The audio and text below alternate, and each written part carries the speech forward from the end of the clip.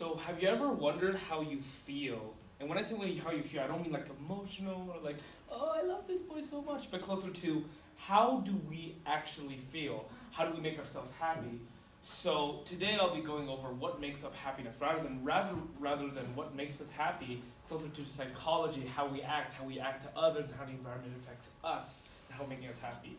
I studied in psychology, biochemistry, bioethics, and communication skills. So there's many different fields that I've seen where you can see how you affect each other's psychologically. So the first thing is we're going to be going over how our brain works, how genetics impact, how our physical body goes over, how we feel about ourselves, our mentality, and our mentality towards others. So the first thing we should go over is the three main type of chemicals that you in your brain that will affect how you feel. Oxytocin, the love chemical, dopamine, the reward chemical, and serotonin, the happiness chemical.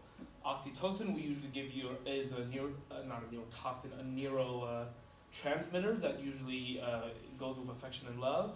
Dopamine is a reward chemical that usually creates pathways in your brain that create instant transmissions that help you build habits, what you like, what you don't like, what kind of soup you prefer, what kind of person you don't like. And serotonin is the overall happiness that you'll feel, but it'll also restrain the emotions. Too much of one chemical will eventually hurt your brain. Like too much dopamine will cause schizophrenia and so forth. The next thing that we should go over is the two different types of brains that parts of the brain you have. The left side of the brain and the right side of the brain.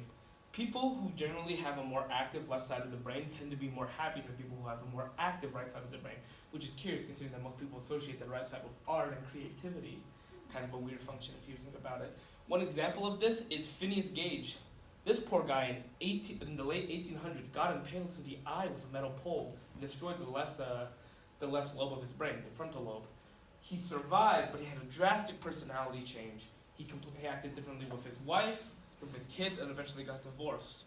It's one of the earliest examples of brain changing due to your physiology of your brain. The next thing to keep in mind is how genetics work and how they transfer to our brain. Let's say genes can affect it, like for example, the pathways in your brain, how dopamine travels, how oxytocin travels, all these hormones travel, can be changed depending on your genetics. You might accept more endorphins, you might take in more oxytocin because of your brains. And that's why I have Chris Pratt on the screen, because he's very happy all the time. Anyway, another example of genetics is twins. A study shows that twins are more likely to be happy by blood than they are by living situations. So two twins reared apart with the same blood are generally happier than two twins raised together in a bad condition, or two different types of twins raised in a good condition. The next thing that we should go over is behaviors, how we approach things and how we think of things. Generally, people with happy behaviors or try to become more happy generally look at things in a more positive outlook. There are different personality types which also affect our happiness. Also, happiness is an individual basis. Studies show an example for like Curious Minds 2017, a nonprofit organization that focuses on bringing small topics into life, shows that your personality can actually affect how positive you are. Despite the 16 personalities, color personalities, Freudian technology, there's always different personalities that will change your affiliation with how happy that you can be and how you approach things, as stated in Gherkin in The Psychology of Happiness, 2009. Another thing that can impact your behavior towards happiness is how you handle anxiety. Anxiety is something that everybody has, but it can be troublesome when it comes to social anxiety and facing public. So things like thinking if you're good enough and not keeping mindfulness for rather than what people are thinking than what you're thinking for yourself can harm your happiness more than anything else. There is also psychology of what you could do with money. Most people say that money is not happiness, but then again, it's more comfortable to cry in a BMV than it is on a bicycle. Anyway, but some people, according to Gierk and Malkin, they show that money, people will increase in happiness when money is spent on others rather than themselves. So money can lead to happiness. It can lead to safety. It can lead to you feeling better about your living situations. But happiness also increases if you give it to somebody else, if you're spending on something greater than yourself. And finally, the final ways that we interact with people is how we treat others, how we as a species, as a community interact with each other, how we feel happy.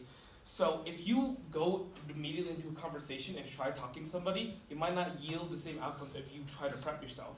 I'm not saying spend 20 minutes before you have a conversation, but mentally prepare yourself in what you want to deliver and how you want to say it. That way you can interact with you can make people feel better when you're talking to them. Most people don't use gratitude nowadays in our society. Gratitude is one of the most important practices in keeping yourself happy and others as well. If you don't, then you might not keep as much mindfulness or interact with each other, and we just end up being a bunch of grumpy people on the internet. So we went over the physiology of our brains, the left and half side, the genetics. We went over the physical aspect of what we do, how we speak to other people, and how we act with other people and how we talk. So if there's only one thing, the message I want you all to take away with this is to ask this: what makes you happy? Thank you.